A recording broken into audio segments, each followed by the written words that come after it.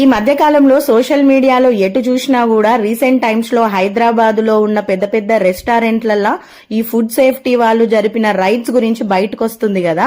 So veg ని non veg ని ఒకటే ఫ్రిడ్జ్ లో స్టోర్ చేస్తున్నారు. ఫ్రిడ్జ్ టెంపరేచర్స్ కూడా కరెక్ట్ గా మానిటర్ చేయట్లేదు. ఎక్స్పైరీ ఫుడ్స్ అన్ని కూడా వాడేస్తున్నారు. ఎక్కువ రోజులు స్టోర్ చేసిన ఫుడ్ ని కూడా సర్వ్ చేసేస్తున్నారు.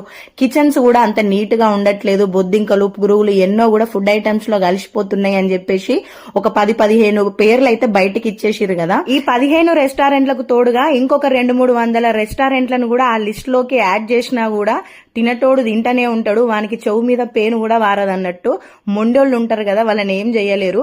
కానీ ఇట్లాంటి న్యూస్లు చూసి అమ్మో తినొద్దు అని భయపడేటోళ్ళు ఉంటారు కదా, అలాంటోళ్ళన్నా కొంచెం మారితే చాలన్నట్టు. మీరు 10 సార్లు బయట పోయి తినేదానికన్నా ఒకటో రెండో సార్లు అయితే ఓకే గాని అస్తమానం బయట తినేటోళ్ళు అయితే కొంచెం తగ్గించుకోర్రి. మన హెల్త్ మనం కాపాడుకోకపోతే ఎట్లా చెప్పుర్రి.